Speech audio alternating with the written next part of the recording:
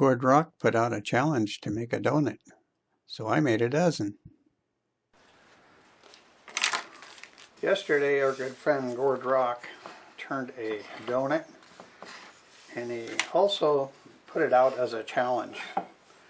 Well, the morning before he did this, I started sketching up a donut I've been wanting to do for a long time. So I'm going to go ahead and accept that challenge, and I'll get going on this one.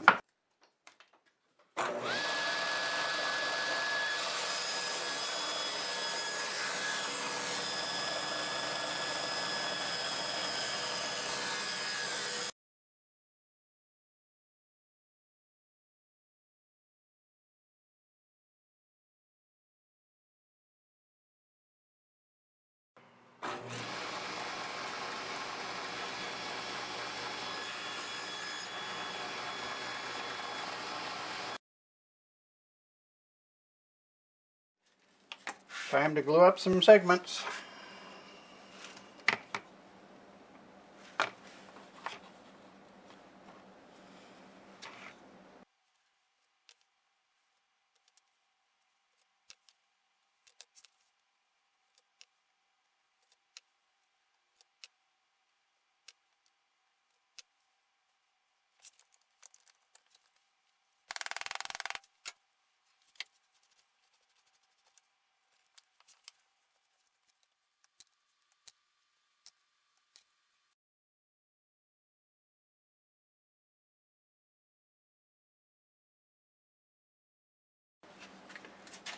$28 to go.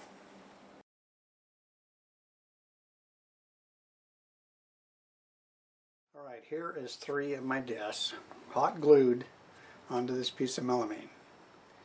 Taking it over to my bandsaw, fasten it to my sled that I made, and I'm going to cut it on a 6-degree angle, making hopefully 6 equal shaped and sized pieces. So I'm going to get it over there now and cut these. Okay, we're over at the bandsaw. It's clamped onto my sled. Table is tilted 6 degrees. Let's go ahead and cut these. The trick here is to cut them really slow, and you can leave this to where a lot of times you don't even need to sand that joint.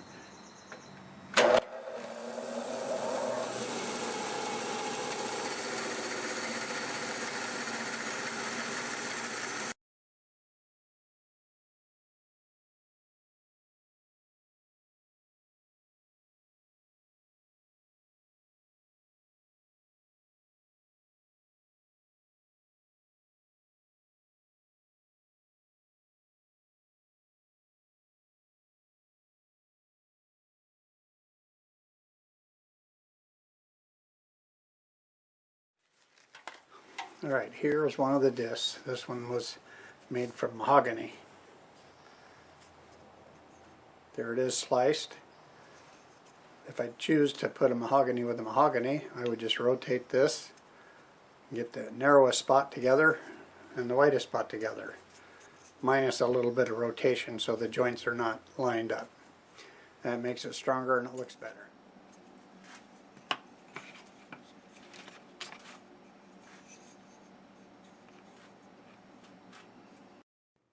I start with gluing 3 rings together at a time, and then I eventually glue them together to make bigger sections.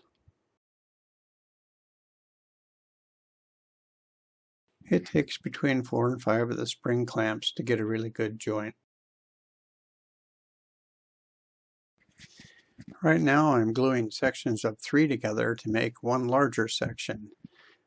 I'm going to use rubber bands and a rope clamp to hold it together while the glue dries. You do need good joints to use this clamp, but if you do have them, this clamp works quite well. It'll pull it together and hold it quite nicely. So right here I'm using the little rope clamp to put together larger sections of the segments. You can see I got my little rope clamp on here, and this stuff is real elastic and it acts like a rubber band. So I didn't put a lot of tension on there, but you see it just enough to squeeze the glue out, and it didn't move anything. So that's good enough. This will be coming on next. What I'll do is I'll get this fit, make sure it lines up, mark it, and then I'll start fitting these to it. I think this section had 15 segments. Once it's glued into place, I should have 180 degrees of the donut.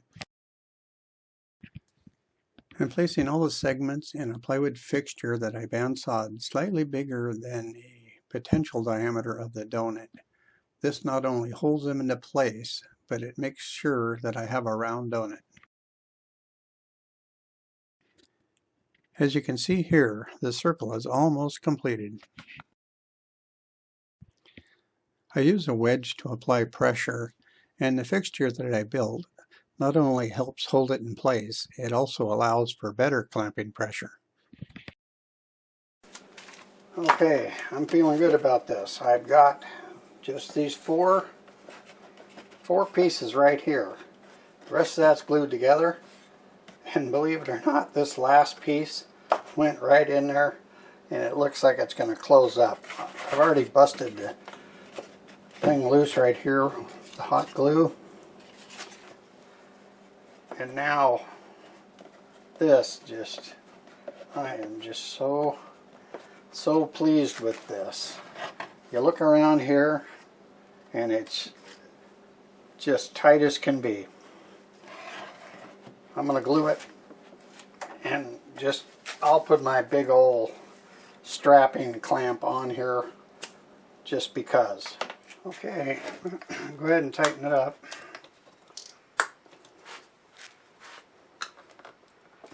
Alright, I think I can turn this tomorrow. So I have the donut hot glued to a cone right here. Nothing's been turned on the inside, but I put them in there, and it's really pretty well balanced in here. Happy with that. I think gluing this thing up in my little round fixture really paid off. I'll bring you over to the other side, then we'll start turning this.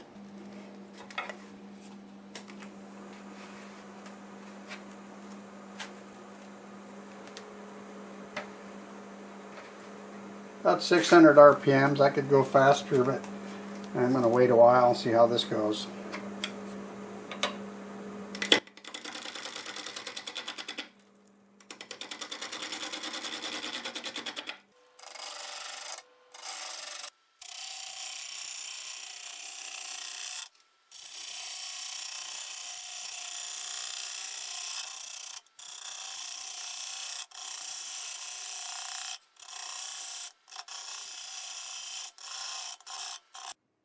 A quick check with my template. Time to do the backside.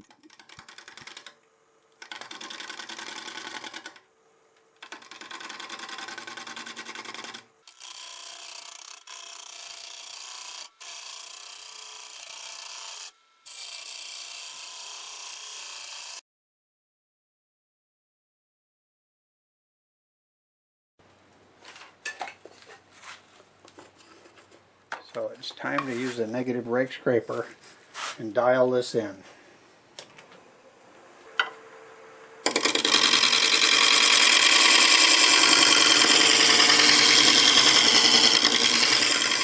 Alright, here is the half template. I think it fits good. So, on to the next step.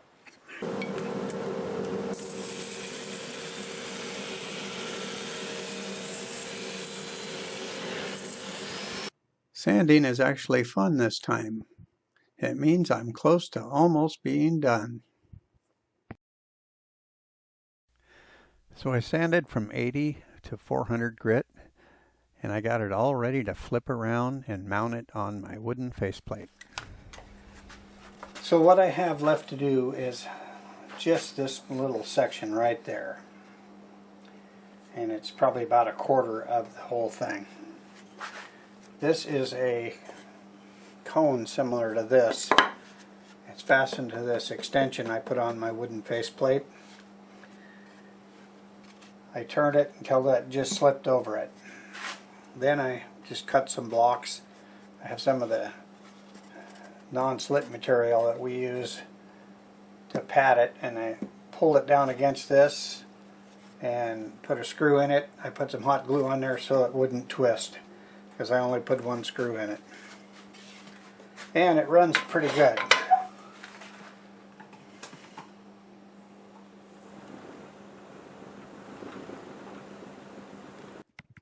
The donut's running very true. I just now noticed I forgot to true up the MDF when I put it on.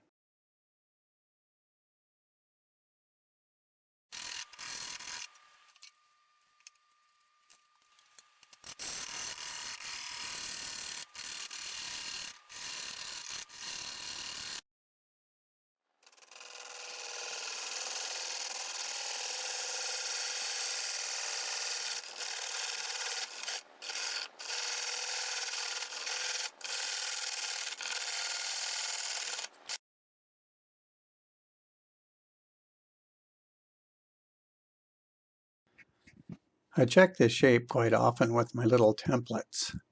I like to get things as close as I can. Well, it's looking good. I think this looks pretty darn good here. A little high spot here and there, but I'll take that off with my negative rake scraper. And then I have a little area where the two sides meet. It's like a small little peak. And I'll be able to get in there with this skew to do that.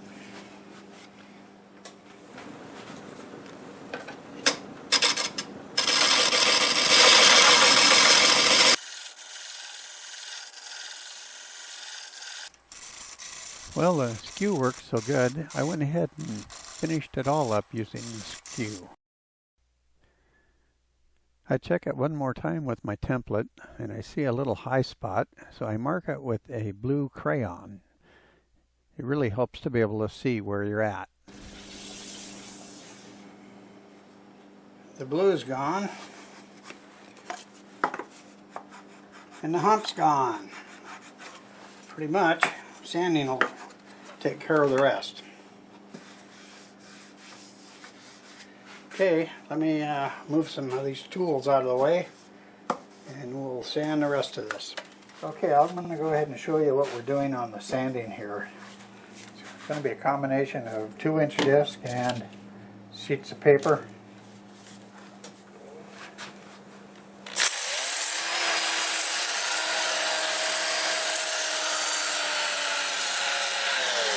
I'm going to go like that, and then when I get in here, just to be able to reach it, I'll go the other direction.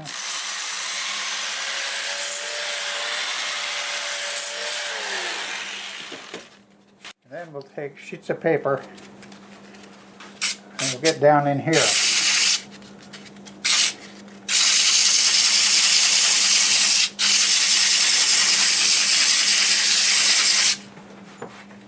So that's what we're doing here. Going to get it up to maybe 400 or 500. And the next step, put some finish on it. See you then. All set to get the finish on.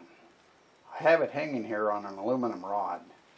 I'm going to use Wipe-on Poly. It'll soak in, so I'll put a few coats on while it hangs here, just so I can get all the way around it at once. Then I plan on taking it off and doing one side at a time for the final finish. See you then. I'm going to put one more coat on here. While it was hanging from the aluminum rod, I got 2 really good coats on it. Took it off, sanded it up to 500, and I wiped on a few coats, flipped it, did it again, using Scotch-Brite in between each one. This is going to be the last coat, so I'll show you how I did that. Just have a small piece of cloth. I'm not going to get a lot on here because I want a really thin coat. I'm just going to put it on and cover everything up.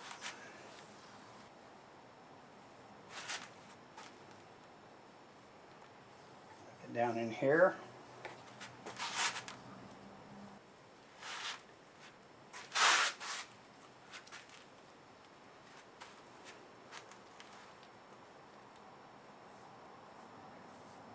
So that's it right there. I'll just let this dry, and a little spot right here. I'll let it dry, and we'll be done with it. So right now, the reason I'm doing it right here is above me I have an overhead air filtration unit, and I want to turn that on to catch any dust in the air. So I'll see you in a bit.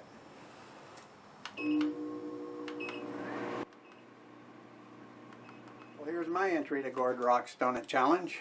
Mine is 13 3/4 inches in diameter. The cross section here is 3 5/8. A lot of different woods in here. Let me put it in this mahogany stand that I made for it, and I'll tell you what's going on here.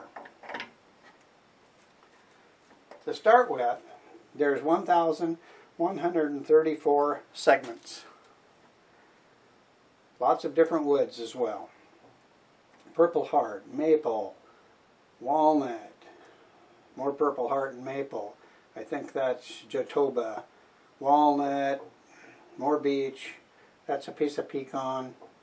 This is beautiful mahogany here. Oh, it is so pretty. And that's a piece of Cambia red oak. If you don't know what that is, they take red oak, they put it in an oven, and they heat it up until it almost burns, and it turns black all the way through it. And it's a really nice contrast to almost any wood, and it's fairly inexpensive. I was told they do that to make it insect proof. I'm glad they do it so I can use it here. Just a little variety of wood. I finished it with Wipe-on Poly, a number of coats. It turned out very smooth. I'm really happy with the finish. I enjoy making things like this, and thanks to Gord for the challenge. I really enjoyed it, and I hope you enjoyed the video. Today I have a special thanks to all of you. I reached 10,000 subscribers today. I am truly humbled, and I don't know what to say except thank you so much to all of you. I truly appreciate each and every one of you. Just knowing that you care enough to subscribe is what keeps me making these videos.